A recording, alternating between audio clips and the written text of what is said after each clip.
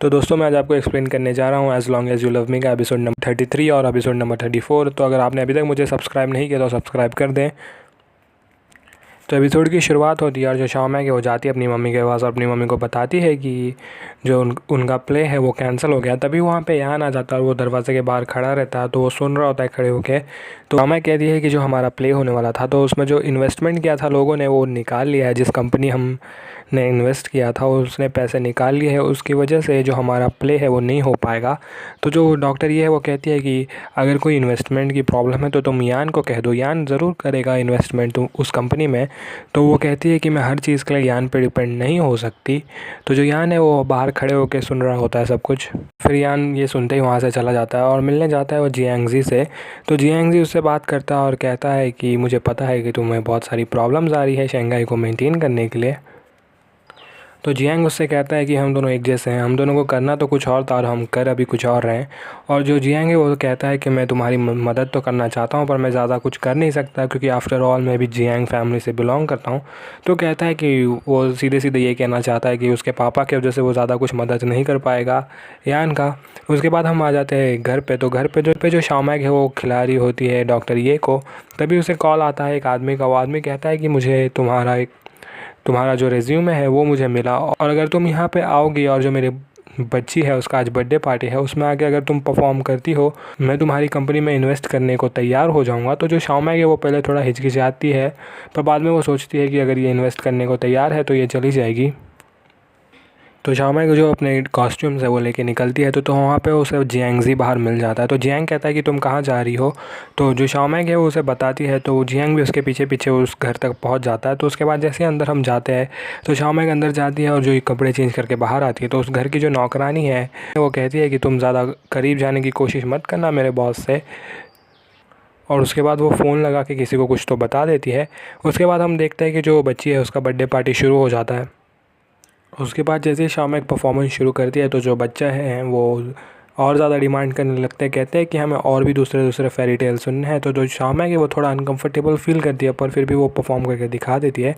उसके बाद जब वो भाग रहे तो जो बच्चे खेल रहे होते हैं तब जो शामैक है उसे चोट लग जाती है और जो शामैक के हाथ पे चोट आ जाती है। तो जो वो बॉस है वो शामैक का हाथ पकड़ लेता है और जैसे वो हाथ पकड़ता है तो जो वो बॉस है उसकी बीवी घर में आ जाती है। तो वो जैसे ही वो देखती है तो वो बहुत ज़्यादा गुस्सा हो जाती है और आके धकेल देती है शाओमेंग को और शाओमेंग पे चिल्लाने लगती है और अपने पति को कहती है कि मुझे पता है कि तुम मेरे पे चीट करने की कोशिश कर रहे हो। और बाद में वो जो शाओमेंग है उसे गाली दे रही होती है। तभी वहाँ पे अंदर जियांग आ जाता है और कहता है कि तुम ये क्या कर रही हो। तो हमें बाद में पता चलता है जिस आदमी ने शाओमेंग को बुलाया है वो एक्चुअली शंघाई ग्रुप का बहुत ही छोटा मोटा शेयर होल्डर है। यानी कि उसके पास भी शेयर है पर वो बहुत ही छोटा मेंबर है, यानी कि उसके पास बहुत कम शेयर है। तो जो जियांग है वो बहुत ज़्यादा भड़क जाता है उस पर। जो शाओमेंग है उसे रोक लेती है और कहती है कि रहने दो, ये सब करके मतलब नहीं है।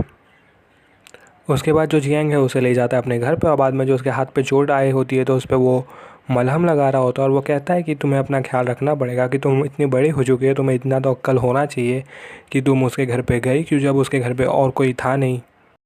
उसके बाद जो जियांग है वो शामैक को लेके आ जाता है घर पे और फिर वो जैसे ही घर पे आता है तो यहाँ पे यान होता है। तो यान उन्हें देखता है, फिर वो थोड़ा सा उसका मुंह उतर जाता है।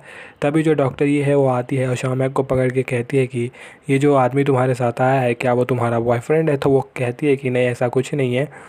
उसके बाद यान वहाँ से चला जाता है। तो जो डॉक्टर ये है वो जियांग से कहती है कि मैंने चाय बनाया, चलो हमारे साथ खाओ। तो जैसे ही जियांग बैठता है टेबल पे और अपना पहला बाइट लेने वाला होता है कि तभी जो डॉक्टर ये है वो कहती है कि तुम हो कौन। यानी कि 2 मिनट पहले उसी ने उसे कहा कि आके बैठ जाओ टेबल पे खाने के लिए और वो तब उसके 2 सेकंड बाद वो कहती है कि तुम कौन हो। और वो बाद में कहने लगते हैं कि ये बहुत बुरा इंसान है, इसे यहाँ से भेज दो। तो जो जियांग है उसे बहुत बुरा लगता है तो उठ जाता है चुपचाप और वहाँ से चला जाता है। कहता है मैं समझ सकता हूँ कि क्या हुआ।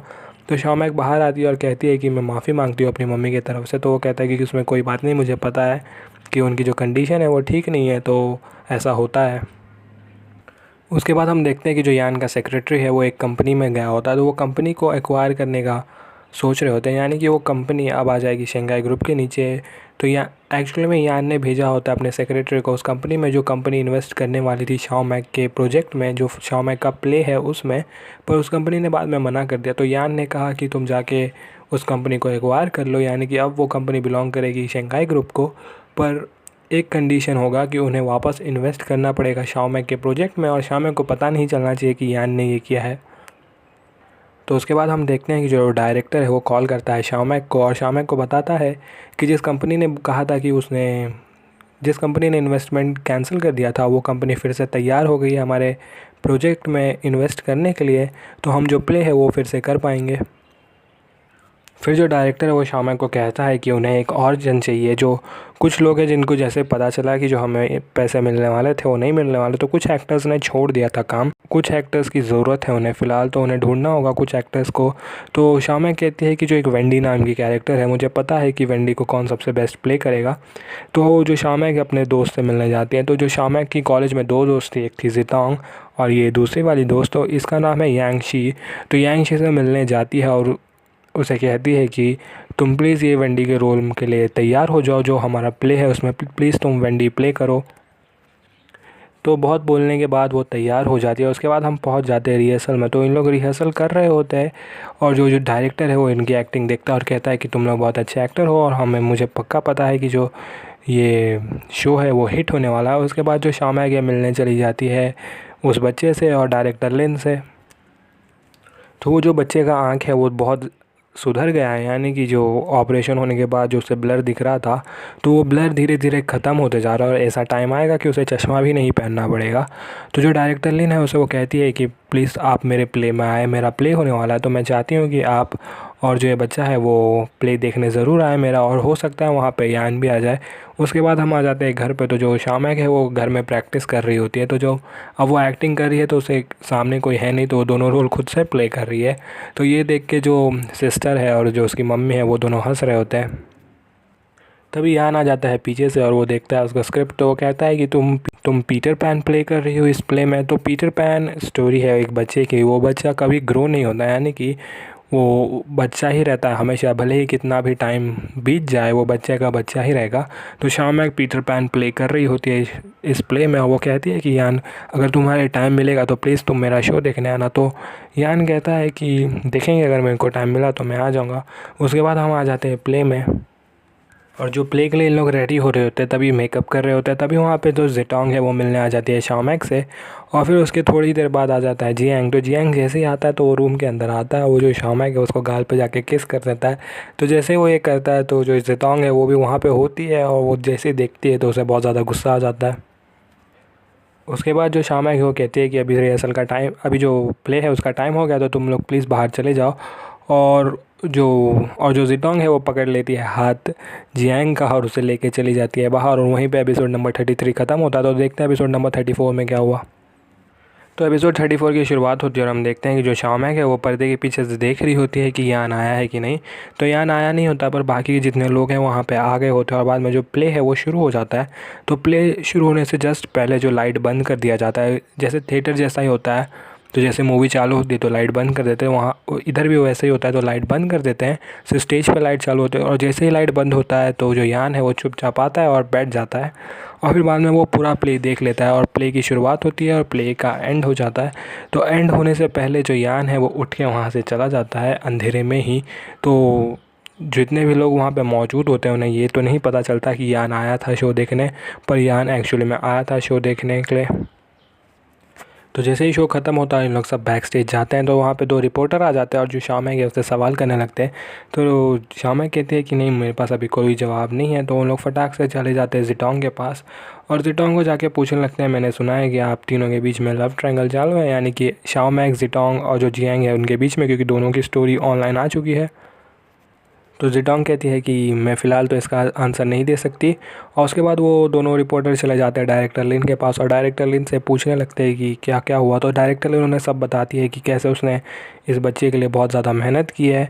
तो उन लोग कहते हैं कि हम आपका इंटरव्यू लेना चाहते हैं, तो हमें बस एक डेट दे दीजिए। तो जो डायरेक्टर लिन है वो फिक्स कर देती है डेट। तो शायद से जो शाओमेक है उसका रेपुटेशन सुधरने वाला है फिर से, क्योंकि उसने बहुत मदद किया है इस बच्चे का। उसके बाद जो जितने भी लोग हैं वो चले जाते हैं पार्टी करने के लिए और पार्टी में लोग कुछ ज़्यादा पी लेते हैं। तो जैसे उन लोग बाहर निकलते हैं तो जो मेकअप आर्टिस्ट है शाओमेक का, उसने पी लिया होता है, तो उसे 2 लोग संभाल रहे होते हैं और जो जियांग है, जियांग के हाथ को पकड़ लिया होता है जिटोंग ने और उससे बहुत ज़्यादा चिपक रही होती है। तो जो जियांग है उसके कान में कहता है कि मुझे पता है कि तुमने ज़्यादा नहीं पिया और तुम नाटक कर रही हो। तभी शाम आती है और जो जियांग है उसे कहती है कि तुम इसे लेके जाओ घर पे। तो जियांग कहता है नहीं मैं नहीं लेके जाऊंगा। तो उसके बाद जो शाम है वो कहती है कि प्लीज़ उसे लेके जाओ, मैं कह रही हूँ तुम्हें करने के लिए, तो प्लीज़ तुम मेरे लिए तो इतना कर ही सकते हो। तो बाद में जो जियांग है वो मान जाता है और कहता है कि ठीक है मैं लेके जाता हूँ इसे। तो वो टैक्सी बुलाता है और टैक्सी में पीछे बैठा देता है जिटोंग को और खुद जाके आगे बैठ जाता है।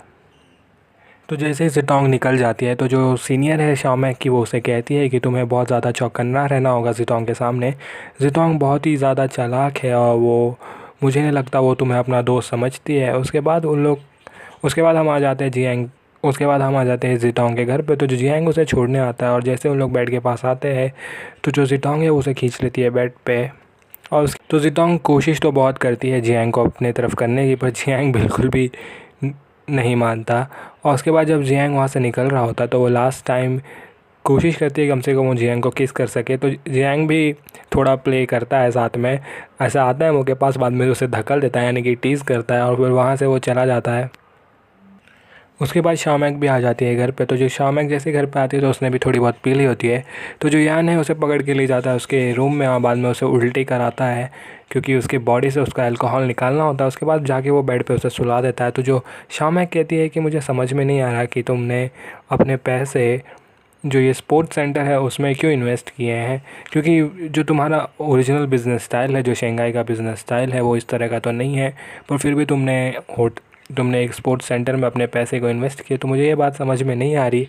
तो वो चाहती है कि यान उसे कहे कि यान ये जो स्पोर्ट्स सेंटर है उसके लिए बनवा रहा है, क्योंकि उसे भी याद है वो बात कि जब वो छोटा था तब उसने ये बात कही थी कि वो बड़े होकर स्पोर्ट्स सेंटर बनाएगा। पर जो यान है वो कहता है कि नहीं ऐसी कोई बात नहीं है, क्योंकि जो स्पोर्ट्स सेंटर जो हम बना रहे हैं वो बहुत ज़्यादा अलग है और इसमें प्रॉफिट करने का, इससे पैसा कमाने का बहुत बड़ा अपॉर्चुनिटी है हमारे पास। तो जो शाम है कहती है सिर्फ इतनी ही सी बात है। तो वो कहता है हाँ वो सिर्फ इतनी सी बात है। तो इन लोग दोनों अभी तक एक दूसरे से क्लियरली बात नहीं कर रहे, जो अपने फीलिंग्स है वो ट्रूली नहीं बता रहे एक दूसरे को।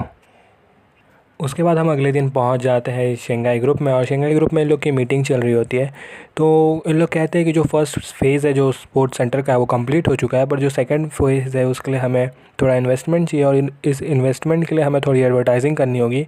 तो जो जियांग कहता है कि हमारे पास फ़िलहाल एडवर्टाइजिंग का पैसा नहीं है, पर मेरे पास बेस्ट आइडिया है कि हम यूज़ कर सकते हैं जो ये प्ले है, जो शाओमेक है उसे यूज़ कर सकते हैं ऐड के लिए, यानी कि हम एक कॉन्ट्रैक्ट दे सकते हैं उनको, क्योंकि उनका जो प्ले है वो बहुत ज़्यादा फेमस हो गया है और जो उनका प्ले है वो हाउसफुल जा रहा है। तो बेटर होगा कि हम उनसे ऐड करवाएं। तो यान पहले मना कर देता है। उसके बाद जो बाकी के मेंबर्स हैं वो भी कहते हैं कि हाँ ये अच्छा आइडिया है, हम यूज़ कर सकते हैं उन्हें एज अ प्ले, हम उसे यूज़ कर सकते हैं इन एडवर्टाइजमेंट। उसके बाद जो जियांग है उसे कॉल आता है जिटोंग का और जिटोंग उसे बुलाती है खाने के लिए कुछ। तो वो जैसे वहाँ पे पहुँचता है तो जिटोंग कहती है थैंक यू वेरी मच कल मेरा ख्याल रखने के लिए, मैंने कुछ ज़्यादा ही पी लिया था और मुझे मेरे दोस्तों ने बताया कि तुम मुझे घर पे लेके गए। तो मैं तुमसे पूछना चाहती हूँ क्योंकि मैंने कुछ अजीबोगरीब चीज़ तो नहीं कर दी रास्ते में या फिर घर जाकर। तो जो ये तो जो तो जियांग कहता है नहीं, मैं जब तुम्हें घर पे लेके गया तो तुम पहले ही सो चुकी थी और फिर मैं वहाँ पे तुम्हें छोड़ के आ गया। तो उसके बाद वो कहती है कि मैंने सुना है कि जो शंघाई ग्रुप है वो स्पोक्स पर्सन की खोज में है, तो मैं चाहती हूँ कि तुम प्लीज़ मेरा नाम दो एज अ स्पोक्स पर्सन, क्योंकि मुझे भी ये काम करना है और ये मेरे करियर के लिए भी बहुत अच्छा होगा, क्योंकि शंघाई ग्रुप बहुत बड़ी कंपनी है। तो अगर मुझे ये जॉब मिल गया तो मेरा करियर बहुत अच्छा जाएगा। तो वो कहता है कि ठीक है मैं अगली मीटिंग में तुम्हारा नाम भी रिकमेंड कर दूँगा, पर हमें पता है कि ये जॉब किसे जाने वाला है। उसके बाद हम देखते हैं कि जो जिटोंग है वो जाके बात करती है डायरेक्टर से। जो डायरेक्टर वो ऐड डिज़ाइन करने वाला है, यानी कि जो एड्स हम टीवी पे देखते हैं उनके भी डायरेक्टर्स होते हैं, क्योंकि वो मिनी फिल्म जैसे हुए। तो डायरेक्टर से जाके बात करती है और उसे बहुत ज़्यादा मस्का लगाती है और कहती है कि अगर आप मुझे रिकमेंड करेंगे तो मेरी जो आधी सैलरी है मैं आपको दे दूँगी। तो यानी कि अगर मुझे जितने भी पैसे मिलेंगे उसका आधा पैसा आपको मिलेगा। तो बस आपको करना ये होगा कि जो आपको शंघाई ग्रुप है उन्हें मेरा नाम रिकमेंड करना होगा और जैसे ही मुझे पैसे मिलेंगे आधे आपके। तो वो कहता है कि आपके साथ काम करने में बहुत मज़ा आएगा मुझे, तो मैं डेफ़िनेटली आपको रिकमेंड करने वाला हूँ। उसके बाद हम पहुँच जाते हैं वो चाइल्ड वेलफेयर सेंटर पे। तो वहाँ पे जो शाम है कि वो बच्चे लोग को ड्राइंग सिखा रही होती है। तभी वहाँ पे बहुत सारे रिपोर्टर्स आ जाते हैं उसका इंटरव्यू लेने के लिए। पर जो शाओमेंग है वो तैयार नहीं होती है इंटरव्यू देने के लिए, तो जो रिपोर्टर्स है बहुत ज़्यादा परेशान कर रहे होते हैं। तभी वहाँ पे जियांग आ जाता है और उन्हें भगा देता है। उसके बाद जियांग लेके जाता है शाओमेंग को बाहर और उसे बताता है कि वो चाहता है कि जो शाओमेंग है वो बन जाए ऑफिशियल स्पोक्स पर्सन। जो एडवर्टाइजमेंट आने वाला है उसके लिए भी वो उसका नाम देना चाहता है। पर जो शाओमेंग कहती है कि ये इतना आसान नहीं है और मुझे नहीं लगता कि मैं कर पाऊँगी।